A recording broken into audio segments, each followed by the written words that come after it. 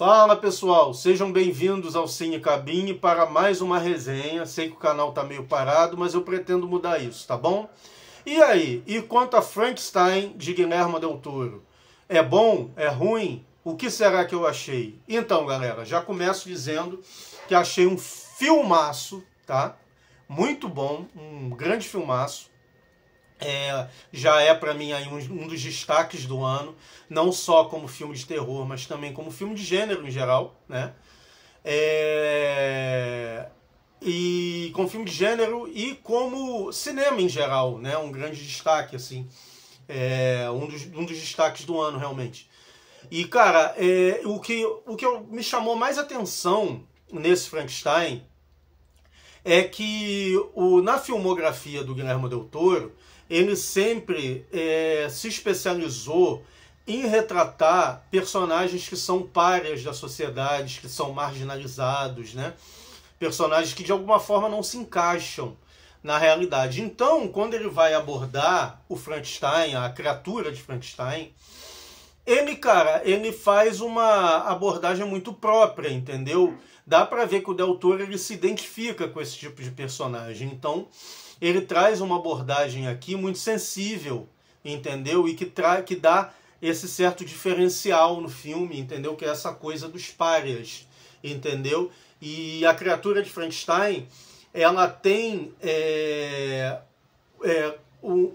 no caso, ela encontra outro pária no filme, entendeu? Que é a personagem da Mia Goth, que é a namorada do irmão do Victor Frankenstein, entendeu? Então, os dois ali, eles são párias, entendeu? E isso é muito interessante aqui no filme. Eu acho que é o diferencial dessa releitura, entendeu? Do livro, entendeu? Que não é, tá, uma adaptação tão fiel assim. O Del Toro, ele toma algumas liberdades que são bem interessantes, eu achei. E também o filme também traz uma abordagem muito interessante com relação a abuso infantil, entendeu? Não abuso sexual, tá? O filme não entra nesse tema espinhoso, não, entendeu? No caso, abuso no caso, maltrato e negligência e até mesmo abandono, entendeu? O filme acaba falando sobre isso porque a gente tem ali, no início do filme, a relação do Victor Frankenstein com o seu pai, que a gente vê que não é uma relação exemplar, assim, que é uma relação tanto quanto abusiva e fria também, e que tem ali um histórico também de abandono, se você olhar com atenção, que não é tão óbvio assim, mas tem. E aí, depois, quando o Victor Frankenstein ele vai criar a sua criatura lá e tal, não sei o quê. Gente, eu acho que não precisa falar sinopse de Frankenstein, porque é uma história que todo mundo já conhece, já foi adaptada pelo cinema, pelas séries milhares de vezes. Então, sabe, por isso que eu tô, sabe, focando diretamente no filme aqui, né? E o que acontece? Retomando meu raciocínio aqui, temos o Victor tendo essa relação problemática com seu pai. E quando o Victor vai criar a criatura de Frankenstein, né, a forma como ele se relaciona com essa criatura também é abusiva, também é muito problemática, sabe? Então o Del Toro, ele traz uma abordagem muito interessante, que ela inclusive faz com que o filme cresça muito quando a gente lembra dele, que é essa abordagem do abuso infantil, que é muito interessante aqui no filme, e que, assim, nas outras leituras de Frankenstein até foram abordadas, mas eu acho que esse filme enfatiza mais isso, entendeu? E é muito interessante sobre esse aspecto, entendeu? No mais, cara, é um filme assim que ele tem 3 horas de duração, ele passa e você não percebe, porque ele é muito bem dirigido, como já é de normal assim do Del Toro. O roteiro ele é muito afiado e ele é muito azeitado, entendeu? Sem gorduras. No caso, as atuações são fantásticas. O Oscar Isaac, ele dá um show, entendeu? Cara, Jacob Elordi, o filme é dele, tá? Jacob Elordi, ele interpreta a criatura de Frankenstein, para quem não sabe. E, meu irmão, o que ele faz aqui é incrível, sabe? O trabalho dele é muito, muito bom, muito acima da média, entendeu? Então, assim, é um filme, cara, muito bem produzido, muito bem dirigido, muito bem montado e com um elenco incrível, sabe? Eu vou falar daqui a pouco também dos coadjuvantes, mas o elenco todo é muito bom. E o texto do Del Toro, ele é incrível, assim, porque se ele adapta a obra muito bem, por outro lado, como eu disse, ele cria ali um subtexto muito interessante, entendeu? E muito tocante, entendeu? Muito sensível, né? Além do mais, o Del Toro, ele tem, como eu disse, essa abordagem da questão dos párias. E ele aborda isso de uma forma muito boa também, entendeu? Quando ele aborda, porque a primeira metade do filme, ela é centrada na história do Victor Frankenstein. É o Victor contando a história, entendeu? Sob a sua ótica. A segunda metade é a criatura contando a história sob a sua ótica, né? E no caso, quando chega na metade, que é a metade da criatura, a gente consegue perceber que o Del Toro, ele se identifica com a criatura, entendeu? Porque ele conta a história de uma forma muito própria, entendeu? Uma história ali do ponto de vista da criatura ali em primeira pessoa, e a gente vê que o Del Toro, ele tá contando, ele tá falando ali de coisas que ele sabe, entendeu? Em algum momento da vida, o Del Toro, ele, não sei, ou sofreu bullying, ou foi excluído por ser um cara nerd e tudo mais. Então, ele teve esse momento de pária em sua vida. Então, quando ele fala de personagens párias, ele sabe o que ele está falando, e é aí que vem o diferencial dos seus filmes. E aqui no Frankenstein, eu acho que ele faz isso até melhor do que nos outros filmes dele, entendeu? Eu ouso dizer que Frankenstein, ao lado de Labirinto do Fauno, é um dos melhores filmes, entendeu? São os dois melhores filmes aí, Frankenstein e O Labirinto do Fauno. Realmente é um filme muito bom. Essa abordagem muito própria do Del Toro, ela que faz o diferencial aqui. E no mais, cara, é o Del Toro dando show no que ele sempre deu, que entregando sempre filmes. Aqui não é diferente, é um filme visualmente maravilhoso, entendeu? É uma produção de época, sabe, excelente, assim, uma reconstrução de época incrível. Os figurinos são incríveis, a direção de arte, como eu falei, como sempre, maravilhosa, entendeu? Tanto quando a direção de arte ela tem que abordar, entendeu, a temática de época, ela é boa, tanto quanto a direção de arte quando tem que entrar no terreno fantástico ali, criando, no caso, o visual ali do laboratório do Victor Frankenstein, sabe?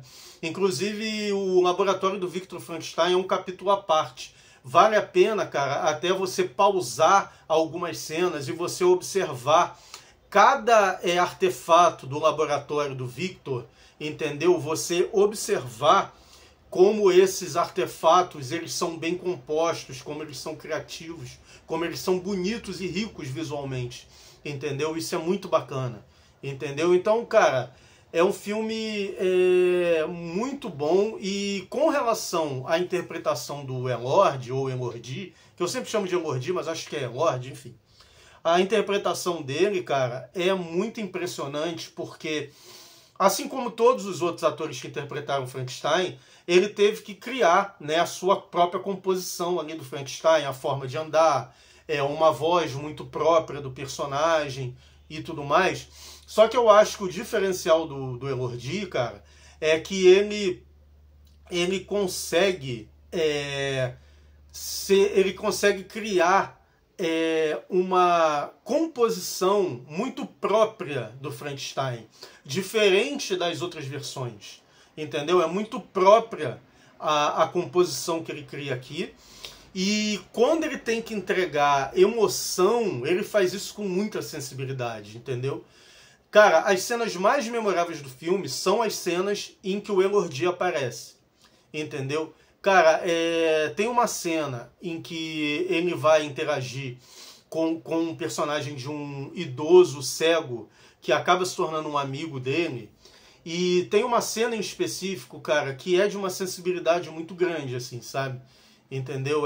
Chega a ser tocante essa cena, entendeu? O que o Elordi faz ali é muito, muito bonito mesmo. E no final do filme também tem duas cenas que ele arrebenta também. Quando ele tem que ser assustador, ele é assustador pra caralho, sabe? Então, assim, é muito incrível, entendeu? É uma atuação que, pra mim, merecia ser indicada ao Oscar, sabe? Mas, enfim, o Oscar tem esse histórico de simplesmente ignorar o cinema fantástico, então provavelmente farão isso de novo e o Elordi não vai ser indicado, porque por mim ele seria, entendeu? O Oscar Isaac também tá incrível, entendeu? Ele faz aqui, talvez seja a visão mais asquerosa, talvez a gente possa dizer isso, talvez seja a visão mais asquerosa do Victor Frankenstein que a gente já teve no cinema. E ele interpreta isso, cara, ele entrega isso de uma forma muito interessante, muito, sabe, muito...